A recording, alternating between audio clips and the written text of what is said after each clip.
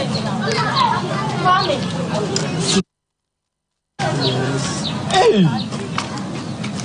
Hey! You are welcome. Thank you. Hey, Kafui. Mommy, how are you? I'm fine. You look good. Thank you. Wow. You know, your father went to climb a palm tree and fell. I don't know what is wrong with him at your age. Eh? Leave him alone. What happened to the bridge? There was a rainstorm and it washed the whole bridge away. You see, and now I think the new trend in this country is that no development comes to your area until there's a by-election. So now I'm praying that our parliamentarian dies so that there will be a by-election. How can you say that, Mommy? Otherwise, they will not come and do the bridge for us. No wonder I couldn't bring my car. You are right. Yes. Somebody should. Papa, how are you? I'm fine, my daughter. How are you? I'm all right. Mommy, please go and tell Auntie Echa that I've come, okay? I have to see her, okay? Hey! Money talk. Mommy. When you have money, you can send anybody at all. Papa, how are you? Kafui. Papa. Have you got a man? Papa, can't this topic wait? No. You are my only daughter. If you were a man, you would have done great things. I want to bless you before I die. I want to lay my hands on your children and bless them before I die. Papa, I said I will bring a man home. Your mouth says so, but your heart speaks something else. There is pangs in your eyes, my daughter. Tell me, what have you done? Why won't you get married? You have rejected all the men who came to me. Why?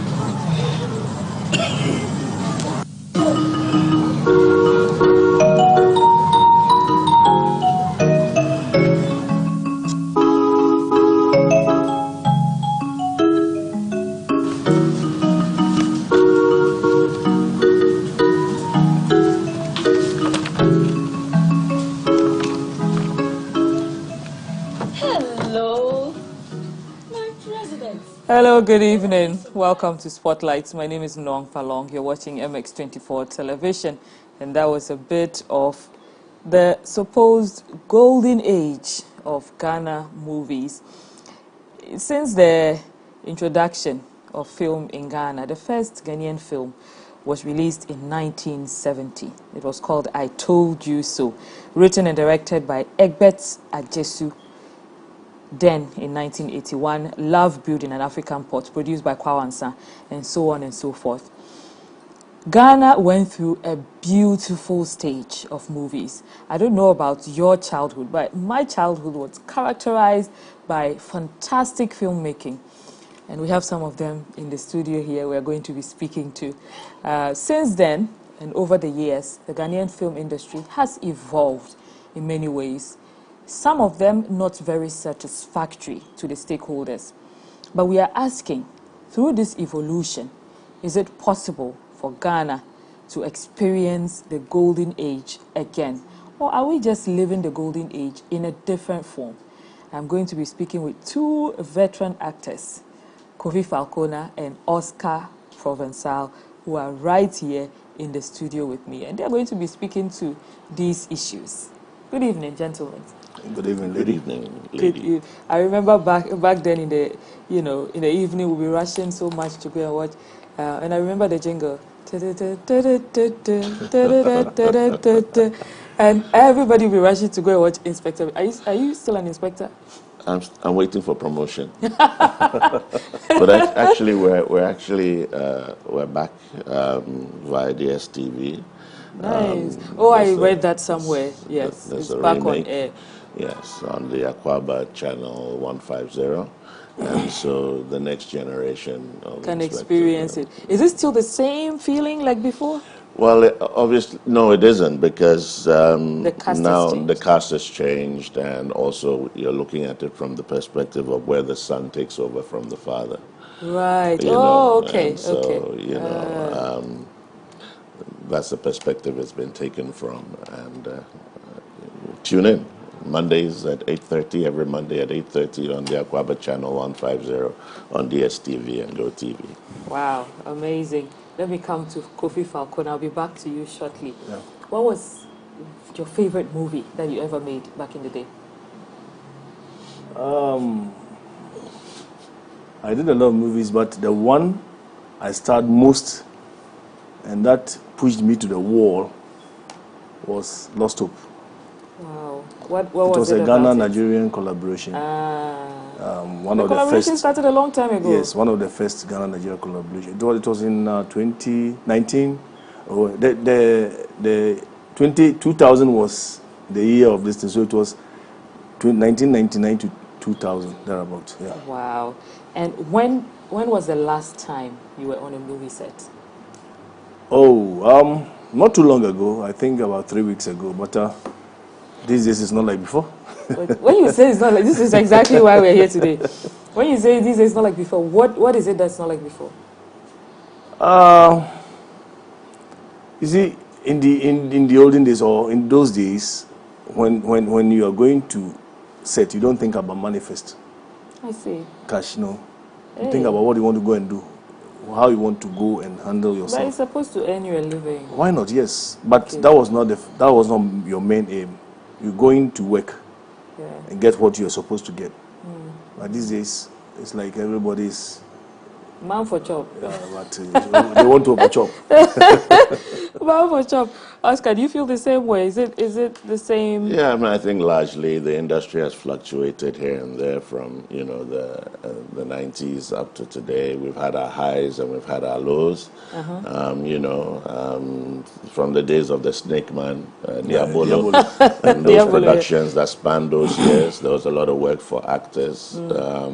You know, and then they brought in the Nigerian films, and all of a sudden the Ghana film industry virtually collapsed because everybody was watching Nigerian films. And then it was revived once again with the glamour films, with the era of Majid and Jackie and co, you know, and that, you know, faded out, and then we had the Kumawood experience. And unfortunately for them, their decline also came, but it coincided with the digital era, which today has given much more content to Ghanaians to watch. And we've slammed with COVID as well, which has impacted the industry. So we're here where the industry is virtually restarting or rebooting all over again. And I think it's like that really around the world. You mentioned the introduction of Nigerian movies at a point. Do you think that affected the decline? Oh, absolutely. Absolutely. It was the same producers who were producing Ghanaian films. And, you know, if you're producing a certain kind of film, the law of diminishing returns sets in. Ghanaians So they moved the attention to the Nigerian industry and bringing in, you know, Nigerian movies. They were selling on CDs. They were making a lot of money. And so obviously the focus was no longer on local production. And so I remember in those days we used to admonish the producers not to bring in the Nigerian films because they were killing the industry and of course taking jobs away from us as well. To add to his, when they started bringing the Nigerian artists to Ghana, it wasn't that bad. Until they started bringing the already finished produced movies from Nigeria. And they realized that if they have to take you on set for 3 weeks or more, feed you, put you, accommodate you, and then the hustle and bustle they have to go to. No. They just go and buy finished products, something that has been done already, and then they pay less. So they come and reproduce it and then sell, and then they get their money. Okay. They were happy doing that than going on set. They started in a lazy way, I should say. They started feeling better on that line. Well, they weren't filmmakers; they're businessmen. Yeah, so that's it. You know, so there's a difference. That is how filmmakers who are real filmmakers who have the passion for the industry. So did we lose the real filmmakers? No, they've always been there, and unfortunately, the irony is this: NAFTI used to produce the original set of filmmakers. You know, you've got, I mean, even dating from Kwanzaa and all of those, most of the technicians really came from NAFTI. Now, the challenge with NAFTI is when you come out as a student, you don't have money to be able to do a film. So they all went into television. So all the technicians virtually went into television. But we had what we call the Ghana Film Industry Corporation, which was really the hub of film in those days, where most of the filmmakers emanated from, and we were doing productions. That's where Deadly Voyage was done. Dying of the Light is a BBC co-production. Deadly Voyage was an HBO, BBC co-production. And you had a lot of productions. And indeed, the early films that, you know, Ghanaian films that came out, Diabolo and all those films that came out, had major input from the Ghana Film Industry Corporation in terms of, you know, the technical assistance and all of that. But then technology came in, and in those days, you know, it was expensive. If you did celluloid, it would cost you at least $100,000 to $1 million to do a celluloid film. So the technology kept a lot of people away. And then the technology came down to the Betacams, which was still expensive, you know. And then fortunately, the home video camera came in. As soon as the home video camera came in, everybody who thought that they could shoot a wedding, shoot a this thing, all of a sudden became a filmmaker. Okay, so you know, there was a movement of unqualified people into the industry. Exactly. And did that reduce the quality? Yes, it did. It did. But you know, Ghanaians loved Ghanaian productions, irrespective of what the quality was. You know, and I always mention this about the film industry. Ronald Reagan, if you heard of him, he was the president of the United States. I can't remember which one. But he was a B-rated actor. So he was not even acting in A-rated movies. He was acting in B-rated movies. So there's a space for everybody. But once your audience loves what you're doing, it doesn't matter what the quality is, so long as they're buying, so long as there's a business model to it, then that's fine. The moment the business model changes, and then Ghanaians realize that they need better quality, or you cannot market your produce beyond you know, to certain markets because of the quality, then change has to set in, and change has finally set in. But isn't it the business model that determined the supply? Because here we are talking of things becoming quite commercial, and a lot of producers bringing in Nigerian talent and then packaging already made Nigerian productions. Were the people demanding for that? Yes. And, because if the people are demanding for that, the business were they actually demanding? They were fed that and they accepted it. They were fed it. Yeah, that's what I was going to say. They were fed with it, and then they also embraced it. But why were they fed with it if the Ghanaian movies were doing well? The people were watching it. At a point, I think people were fed up with our faces. Okay. That's what I should say. What is the faces? I think it was more the quality of the movies. You could read from beginning. Listen. So maybe it's a combination of both. The faces became monotonous. Listen. So I can tell you for the first time that when Liz Benson came to Ghana here, I remember. I was with Miracle at that time. Yeah. I used to drive her around. And in Kumasi, when we enter any shop, you won't believe it.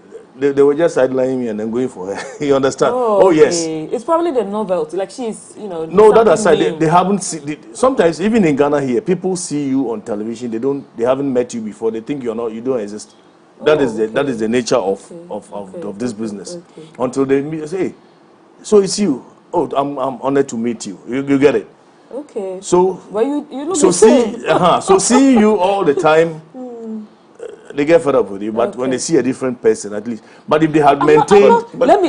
So my argument against that is, so if it was that, but why did they get fed up with the Nigerian faces? No, they were fed up there, but we were now seeing them for the first. So we also went there. I went to Nigeria to work on several occasions. We went there. When they see us too, they also see us differently. Hey, I see. This is the guy I used to see. Even some travel to Ghana, some businessman who is not a filmmaker sees you and say, oh, I've been watching your films in Nigeria. That's you.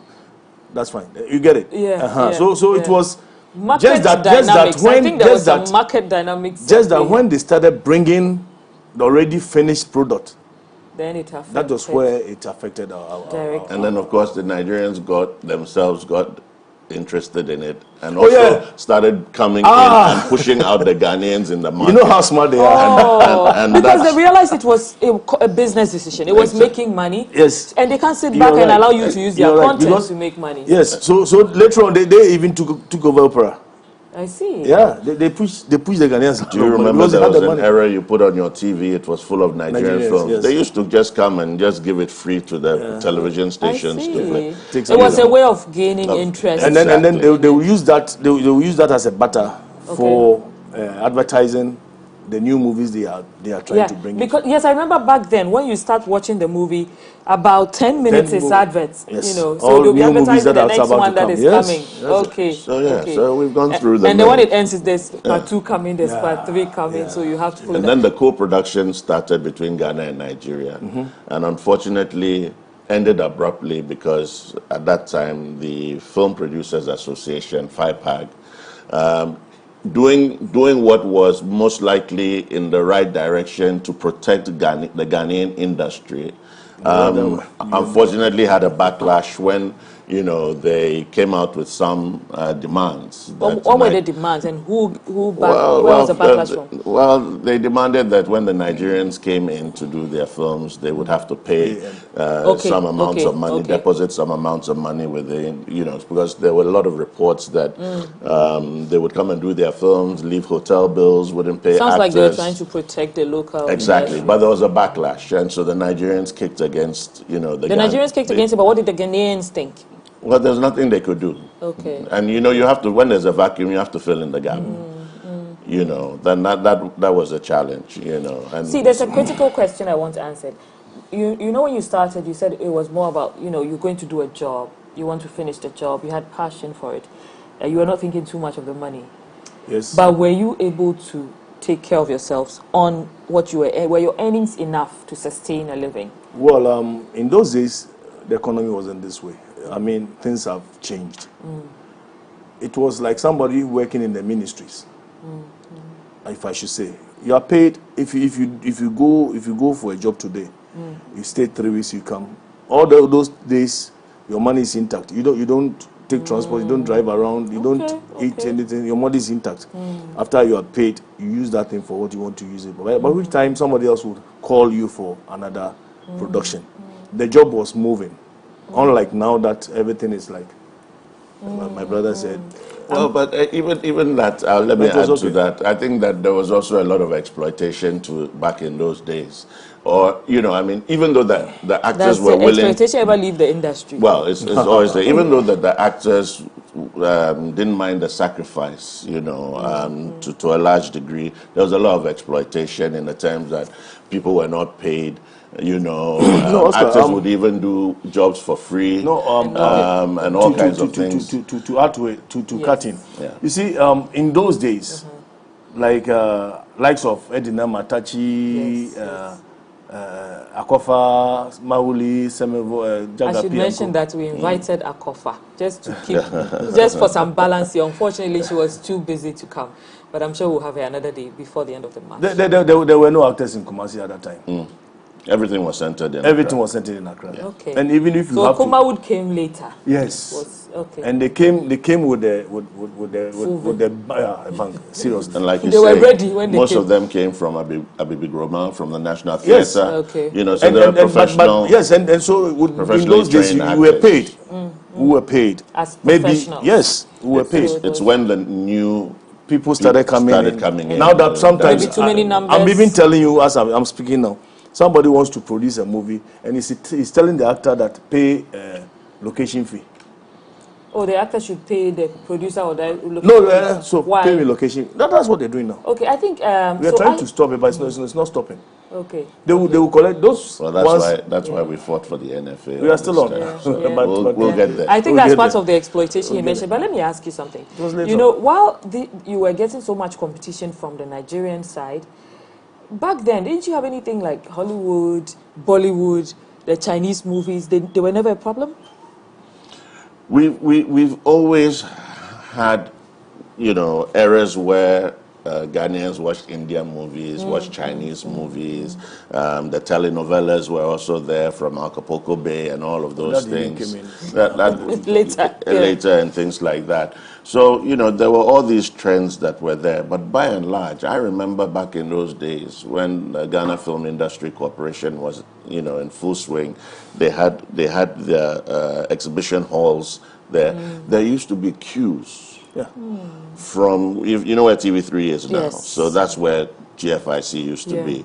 That lined up all the way in front of Flagstaff House. 3 rows of Ghanaians waiting to watch Ghanaian movies. Meanwhile, so the interest was huge. Interest was there, So not only the other movies, places like Riga, Globe Cinema, they all had their share. Exactly. So there's always been interest, So what went wrong? I'll come to you shortly. Let him take that. What went wrong? Did the industry fail to sustain that interest, or did the interest of the filmmaker shift? What happened along the line? I think in anything, if there are no laws, regulation, backing you, you definitely get into trouble. Because I remember, for you to get a role in Ghana films, they will call for audition. You go. Even when you go for auditions, they serve you breakfast or whatever. Wow. You had experience, huh? And you might have to have been a member of a guild, of the Actors Guild. Yes. Okay. It's a more structured industry. Exactly. Yes. When the producers started coming in, especially from Kumasi, there were no actors in Kumasi, like I told you. We were all paid or taken from Accra to Kumasi. Those days, the Bitakan will have to sit on the bus, government transport, STC, on the seat, not under the boot, not where you put the goods. The Bitakan, yes, they paid the ticket for it. I remember one time. Cameras like this. Yes. It's huge camera. Let me just chip you. I remember one time we were going to Kumasi to shoot. We were at a station. There were a lot of people. It was, I think, one of the Eurotides. And there were a lot of people at the station. But we were given the preference, we were given tickets. So we were about 12 or so, including the camera, 13. Then, after we went onto the bus, somebody was standing and realized there's a seat, nobody is sitting. What you see, I moved the bag, before we explained to them that this camera is more or less a baby. But when that like I'm saying that, I want to answer your question. We'll go to Kumasi, work, come back to Accra, after which time everything was intact. Then, all of a sudden, we started having actors from Kumasi. Okay. Was it because of the language? No, I would say they came in when this Nigerian Aki and Popo started coming. When Aki and Popo, they virtually took over because we were always doing glamour and English and stuff. And then they introduced comedy. Yes, so they brought that thing in. And I can tell you, if you watch those days, if you watch Aki and Popo, apart from what they say, they don't do anything extraordinary. The acting was just ordinary. But what they say and the demeanor and the look of the actors. So, somebody like Ejako, I remember very well, came in from nowhere and disrupted the system. It helped us. But that was where we could have streamlined things to help us all. So when he started, young University and they are adventurous. So people started coming from all angles, and then among themselves, they were fighting. I'm here first. Okay. That's for that one. It's normal. But it was a business, and it was making money for them. But Oscar, couldn't it have been possible for the Kumasi actors to come and the English actors to still? So we have a Ghanaian film industry that has both English sides and local languages. Wasn't it possible to film is not about language. Okay. Film is a language itself. So you don't need, people speaking we English have subtitling and we have, all these things today, lip syncing and all of that. So unfortunately for us, and my brother knows that even way back, and we're talking about our constitution was in 1996, the first constitution of the Actors Guild.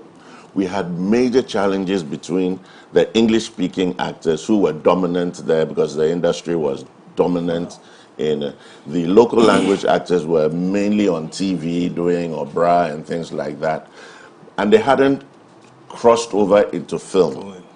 And so there was a big rift between local language and the English speaking. And some people took advantage of that to, further their own interest and, as usual in Ghana, divide the front. I remember there was a general meeting that we had, and I made the statement that, listen, you remember, they nearly took my head off. And I simply said that, look, the future of film in Ghana is local language. But if you keep on thinking that you are semi-illiterate and illiterate, it is not going to help you. So I don't speak local language properly. But there are literate people who were speaking Tree. But in those days, the moment they hear you mention semi-illiterate, illiterate is an insult. So for me to even they didn't listen to what he was trying to say. Maybe my brother was too, okay. And they nearly lynched me. But I was actually telling them that look, they should rather, maybe they felt discriminated against. Well, they did. It was a deep-seated, and I think it's a serious thing. It's still happening till today. It's transformed more into Kumawood versus Accra. But really, the industry is one, and the audience. I wake up at night and I'm hearing some foreign language being listened to, and I'm wondering there's my wife, she's watching some Mexican film, and they are not speaking Tree. No, but they're speaking the Mexican, but because of and she's watching Oh yes, but that tells you that we want local productions that are really good, because we still have to translate these things. Absolutely. Oh, but those days when kids were watching Indian food, they were not writing subtitles. Chinese were not writing, but we were still following. And you were still doing your on your way home. We're following. But you see, I think what we have lost is a vibrant local film economy.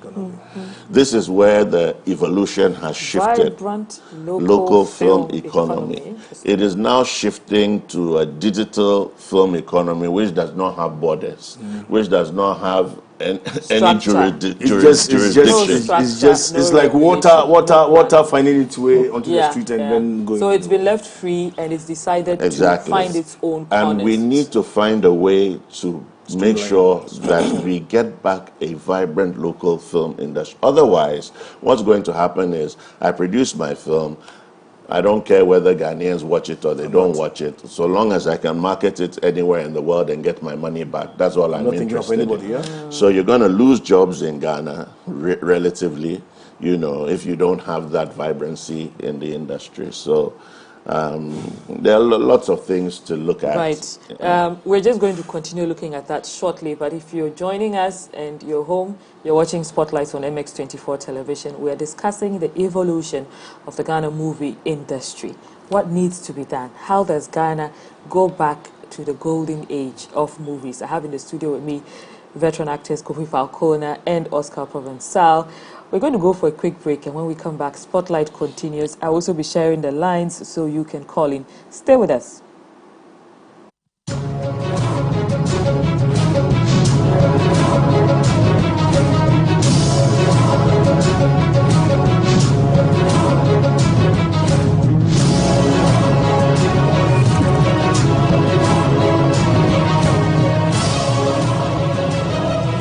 If you're into content production for digital or TV, say hello to the MX24 Studios. We're the prime location for your music video shoots, live productions, TV shows, and more. From state-of-the-art equipment to a very skilled production team, we've got you covered.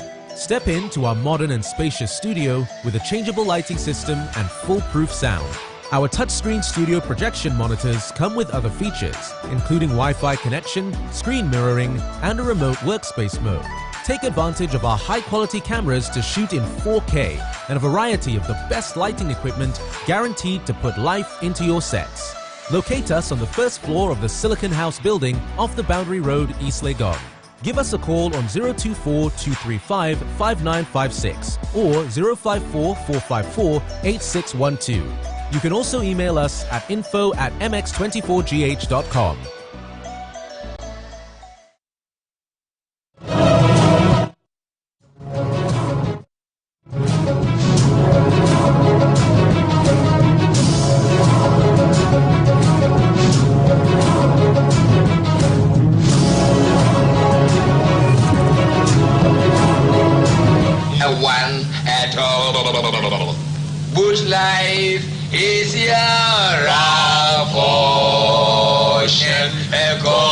contemporary is our King. Palm wine is our salvation. Hermes, all drink it well. What did you have come and say? Yes, Papa. I was also saying, oh yeah, here with this machine. Went that for some clothes to sew. When he shouted, oh yeah, people start to laugh at him. Bobo, I mean, you're like us. Okay. Oh yeah, with this machine. Went that for some clothes to sew. And when he shouted, oh yeah, people start to laugh at him. When's the other pipe organ? So, Papa, Mo, Uncle, and when he shouted, oh yeah, people start to laugh at him. So I think that was I Told You So. Yeah. Right. Very interesting times. Welcome back to Spotlight. I'm in the studio with Oscar Provençal. Also, Kofi Falconer is right here with me. We are discussing the Ghanaian movie industry and its evolution. I'm just going to give out the phone lines. You can call in and make a contribution exactly how Ghana can regain the golden age again. Now, the phone lines are 0550-331511. I'll take that again, 0550-331511 and 020-4738-481. That's 020-4738-481. Let me come back in studio and let me come to Kofi. Yeah. A few months ago, there was so much conversation around changing the name of the industry. Somehow we believe that this is going to help contribute to putting some structure to the industry. Do you think the name of the industry matters?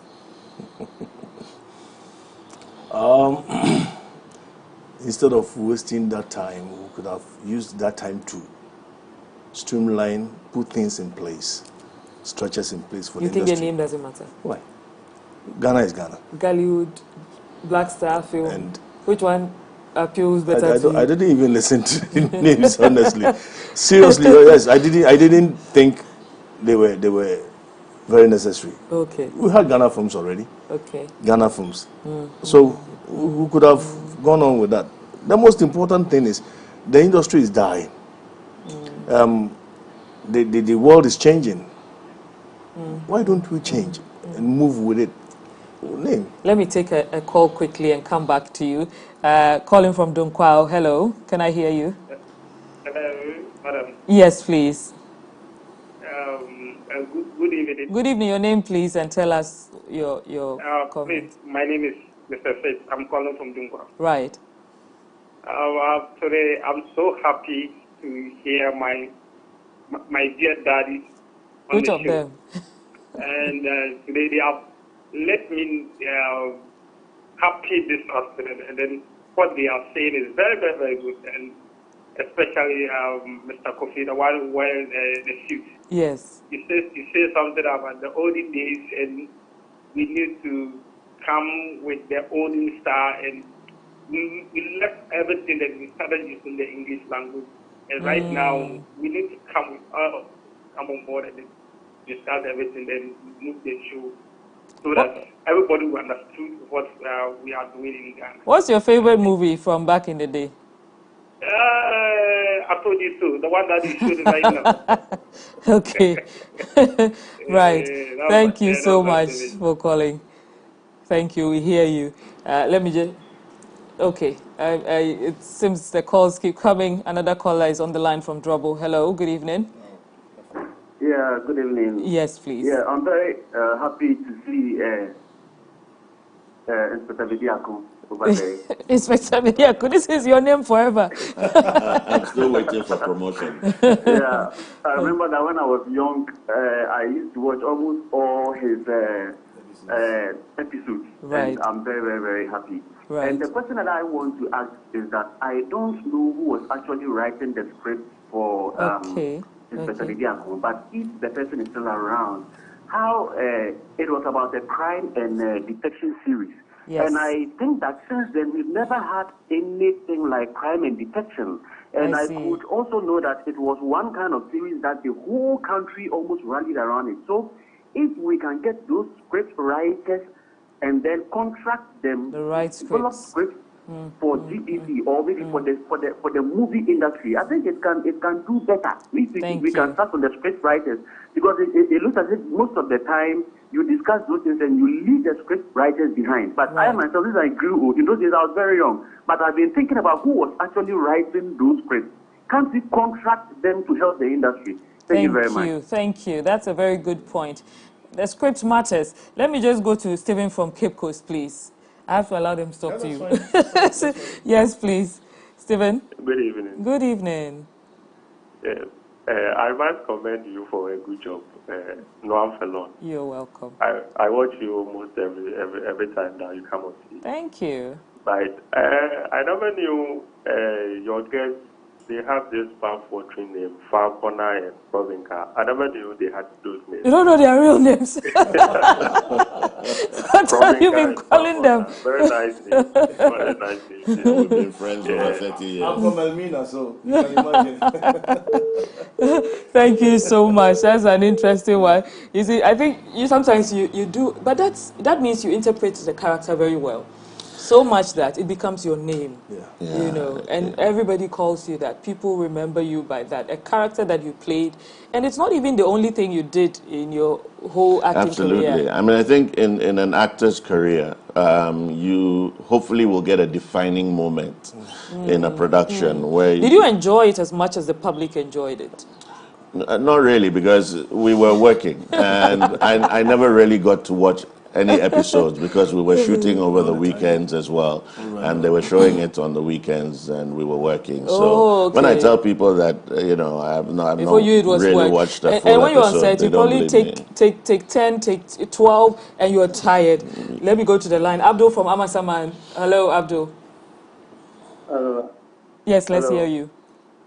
Yeah, I would like to say that we are very grateful to watch to hear them once again, because it's been a long time we hear from them. Right. Whereby with their experience, they are still humble. Oh. With their experience, they are still humble. But these days, those movie makers, they don't know what humble is. If the person produces a film just one or two, then the person becomes so positive. Then they don't know how to talk to people. But look at them. Look at them. They are years of experience, and they are still humble. So, I mean, those young ones are coming. You should even go to them and then seek experience from them. Right. You understand? Thank you, Abdul. But now, they are not. Abdul, what's your favorite movie? Hey. Do you know his real name? Oh, he's gone. Right, thank you, Abdul. Let me come back in studio. So we're talking about the name of the industry. I didn't get your comments on that. Does it matter? The name was recently changed to Black Star Films. No, it wasn't changed to Black Star Films. Okay. They were on their way changing it to Black Star. There was an attempt to change it to Black Star Films, and the attempt... Does this mean you don't agree to it being called Black Star Films? Absolutely not. What do you prefer? I think it was an exercise in futility as far as I'm concerned. People are looking for low-hanging fruits to give a semblance that they are working. So what is in a name? When an organization has been established to provide rules and regulations for how do you market a product without a product? Where's the product? Right. So it's more about the product. We have been talking about how there was so much, people taking advantage of the system and no rules, no regulations. Like you were saying, you have to, actors were producers demanding location fees. You have no insurance. You have no guarantee of payment. You have, in terms of your copyrights, your rights, you have virtually nothing. So we fought for this law for Act 935, Film Development and Classification Let me just Act. hold you on that, Act 935. Act 935. Someone's been on the line for a bit. Let me take him. David from Bubuashi. Apologies for keeping you waiting. Let's hear you. Okay. Madam, greetings. Greetings. Greetings. Tell us. I want to congratulate. Okay, let me say Inspector Vidiaku. Okay. Yeah, Mr. Oscar. You don't know his name? Oh no, Mr. Oscar. Yes. David. Yes, please. Let's hear you. I remember those days, Inspector Vidiaku. It wasn't easy. You know, you'll be fighting, even if your dad want to send you. You say, "Hey, Charlie, no way. I have to go and watch. I have to go and watch." No way. They've really impacted into the movie industry. So I want to ask them that what are they doing for the young ones now? The movie industry have now been converted into comic stuff, and whenever there is a shoot, the only thing you can feel is laugh. There is no seriousness. So they being legends in the movie industry, what are they doing to re-change or re-strategize our movie industry? Now, if a movie will sell out, a movie that is filled with education and stuff, you know, people don't like it. Right. People don't like it. They like movies that they can laugh out. But I remember those days, movies that they have been doing. Even with a bad boy, we can movie we are to miss something. And now most of the movies, you know, are now encouraging us to fornicate. They are now encouraging us to even spend more. There is no education. Right. So I'm asking, what are they doing? What are they doing for the movie industry for us to revamp? I hear you, David. I hear you, David. I'm going to ask them that shortly. That will go to you. But how much control you have is also a question. You can't force people. But let me take Shaibu, who's on the line. Hello, Shaibu. Yeah, madam, good evening. Good evening, Shaibu. Thank you for calling. Yeah, I'm very grateful. I salute everyone also there. I remember the previous caller said their age and what they've been through, they are very humble. It's very true. That man particularly, Mr. Spectabedian, have followed him, not because I'm watching the program live, but I've been on the net several years to get some of the old copies of the movies. In fact, I can't get it anywhere. I only saw some guys at a studio premiering or like they're working on the old tunes. I don't know whether you're even aware of that. Yeah. So yes. He mentioned it at the beginning of get some of the old tunes to buy, I'll be very grateful. Right. Yeah, because some of us now, like me now, I'm an officer. Some of those movies, though I was big, but like it inspired some of us to be even in the force. Yeah, because in fact, some of these movies, are far better than what they are even doing today. We hear you. So we hear you. Thank you. Done a lot. Thank you so much. Because bring the whole movie industry this far. So I salute all of them. Thank you. Okay. But I'm going to come to you with that, where they can get these old movies to buy. But please, Inspector, you were saying.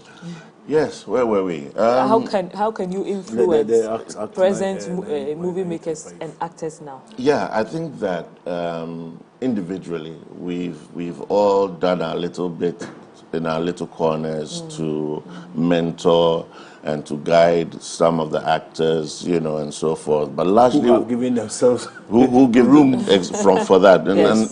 This is where I was coming to, was that the generation that we find today think that because they've been on screen once or twice, that's it, they're stars. And I've had situations where you go into a room and there's absolutely no respect given to you. You're completely ignored as if you don't exist, or you know, that kind of thing. But you know, that's life. I think that what's most important is for the youth to recognize that if you do not build your capacity now, if you don't acquire the right skill sets, you will fall away. you know, and all that egotism. And if you think that film is only just about wearing nice dresses and, you know, going on red carpets and that, then you're missing the boat. Because as far as I'm concerned, film is a tool for national development. And as you can see, even though at the time we were doing Inspector Bediako, we didn't know the impact it would have on the lives of people. Today, 20-something years down the line, I meet people and they say, I became a police officer because of what you... Yes. You know, I've been customs officer. I became a lawyer because of the way you spoke English. They have forgotten that the English was written for me to speak. Go and learn and come. But that's the tool for national development is film. And we need to find a way to conscientize the youth of today, not to see it just as a vehicle for, you know, fame for fame's sake and money for money's sake. But how can we use this medium, you know, to uplift this nation, to raise this nation and, you know, and the people that are in it. Wow. And not even that alone, but the whole African race as well. But you see, to add to what my brother is saying, we still need somebody to spearhead this. Direction. Yes. We have put people in place for what it was nearly about 2 years. Yes. What do you that 935? Yeah, you're talking about the National Film Authority. Right. We have it now as I speak to you now, but it's not biting. Okay. It's not biting. It's not living its full mandate at all. We were thinking this was coming to streamline things. So you pushed for it. Put things. Yes, we did. We did. It took 20 years. We did. Over 20 years. The last straw that brought the camel's back was when we demonstrated in front of the ministries. When the tourism minister was coming to the office. That's because the act had been passed by Parliament in the 2017, and nothing had been done for 3 years or so, even though that it was an act on our statute books. Absolutely nothing was done. It means that we were not being taken seriously. So then we had to come together, advocate for the law to be operationalized. Early in the morning, we strategized. We called ourselves, all the older ones. We went there and got organized. And that's how we got the attention. Now we have it, and now we have it, and it's not working. Structure, I have a problem. A common goal, being organized, policy. But I believe we'll get there. Well, the thing is, when you talk about rules and regulations, you're talking about an industry. What is an industry? Industry is got rules and regulations. What we have now are just filmmakers making films. That's all. You know, I mean, it's a glorified version of an industry, but we call it an industry. So what we want to do, we call it an industry. Show me where the rules and regulations once it's working, it's an and industry. That is why with the Act 935, we have the LI, the legislative instrument, which details how, you know, things are supposed to be done in terms of from production to exhibition. There's a film fund, how it's supposed to be managed, and you know, all of these things, the licensing, in terms of copyright, all of these things are there. And for 2 years, we've been sitting down, chasing names of films and doing low-hanging fruit. And as we speak, I mean, if I look at the number of productions that are going on, even alone on DSTV, none of them are being done under any rules and regulations within an industry space. It's the same old thing that is going on. And I think it's a terrible opportunity, it's an opportunity that we are missing, and the NFA had better sit up and make sure that the legislative instrument is passed and that we can begin to enforce. There are too many laws on our statute books that are not implemented in the first place.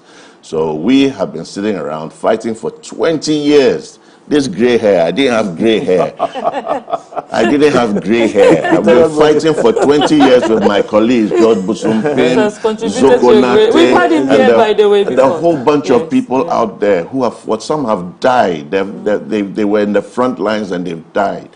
And we are sitting here and we are still in the same place. But time has vindicated you because it has actually affected the industry in a negative way. So if it was pushed forward, passed, and implemented, clearly there will be some good changes. Surely.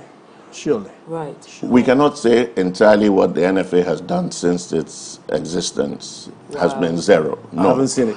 But what really matters to the industry, The most in terms of important rules and things, regulations, those are not working. has not been done. Thank you, holding seminars and those ones are there. It's easy to do those things. Gentlemen, I've had a very interesting conversation today. Wonderful. But we have run out of time. Oh, so I'm going to take your closing remarks in 1 minute, and yours too, and then we'll be out of here. Okay. I just have a simple thing to say. I want to tell the audience that they should keep their fingers crossed.